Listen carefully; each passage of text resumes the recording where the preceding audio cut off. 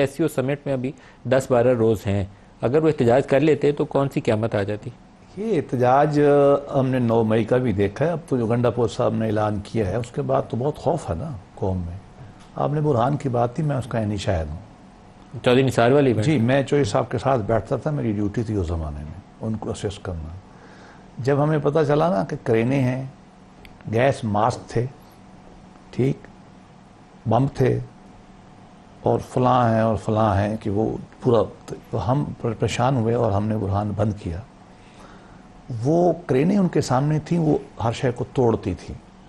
ہم نے کوشش کی کہ پہلے شیلنگ کر کے ان کو ہٹائیں.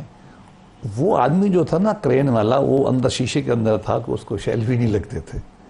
لیکن پوری اسلحے کے سمیت ہم نے چیف سیکرٹری سے بات کی، ہم نے IG سے بات کی وہاں بیٹھ کے، بھئی آپ لوگ کیا کریں؟ انہوں نے کہا سر یہ ہم کیا کر سکتے ہیں، بہت سارے لوگ ہیں جن کے پاس یہ سامان موجود. حملہ تھا باقاعدہ، بالکل ٹھیک کیا تھا ہم نے، بالکل ٹھیک روکا تھا.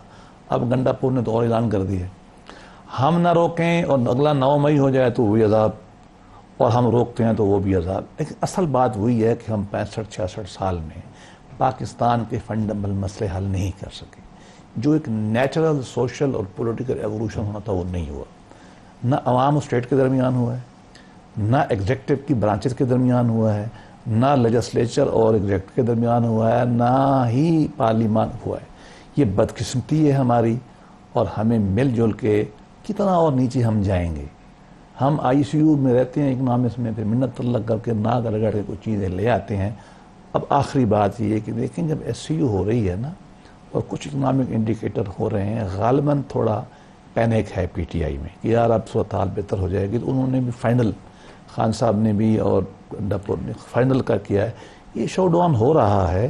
مجھے سر ایک آپ سے اختلاف ہے، نہیں ہوگا. یہ آج مولانا فضل الرحمان نے ایک تجویز دی ہے جو میرے دل کے بہت قریب ہے. وہ یہ ہے کہ آپ کسی سے ڈسپیوٹ میں آ جاتے ہیں نا بزنس میں، تو کہتے ہیں اسٹینڈ اسٹل ایگریمنٹ سائن کر. جی، تو آپ کی جو حکومت ہے موجودہ PDM-2 جو ہے آپ کا، اس کو اور PTI کو دونوں کو ایک اسٹینڈ اسٹل ایگریمنٹ کرنا چاہیے SCO سمٹ تک.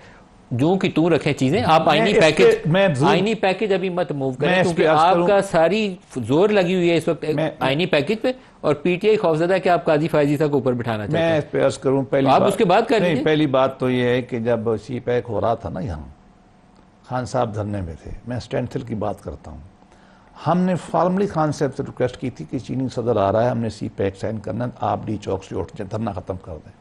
اس نے کہا میں نے نہیں کہتا. ہم نے اس سے رائٹنگ میں میسج کر کے ریکویسٹ کی گئی تھی رائٹنگ میں کہ ہم گارنٹی کرتے ہیں آپ کچھ دنوں کے لیے، 2 دن کے لیے آپ F9 پارک چلے جائیں، جو گارنٹی چاہیے ہم آپ کو واپس آنے دیں گے. خان صاحب نے کہا تھا نو، دے وانٹڈ ٹو سبوٹیج. انہوں نے کھڑے ہو کے گالی نکالی چین کو. آپ کو یاد ہوگا شاہ محمود نے تقریر کی، عمران نے. یہ بھی ایک بین الاقوامی یا لوکل سازش کا حصہ ہے، وہ نہیں مانیں گے اسٹینڈ اسٹل پر. ہم نے ان سے بات چیت کی، آپ کو پتہ ہے کچھ عرصہ پہلے اسپیکر چیمبر میں بات چیت ہوتی رہی ہے. وہ بات سنتے آپ نہیں ہیں. ایکسکیوزز دے رہے ہیں نہیں، کیونکہ آپ لوگ پتہ نہیں کس ڈیڈ لائن کے پیچھے بھاگ رہے ہیں کہ آئینی پیکج 4 دنوں میں نہ ہوا تو کون سی قیامت آ جائے گی. کوئی قیامت نہیں آئے گی، ہو جائے گا وہ آپ کا.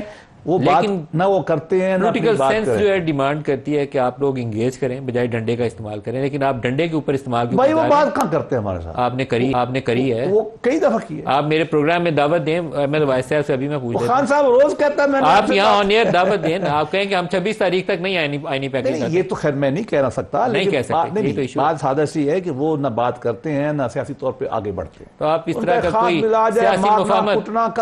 سیاسی مفاہمت آپ بھی نہیں کرنا چاہتے. ہم کرنا چاہتے ہیں، وہ مانتے ہی نہیں ہے نا خان صاحب.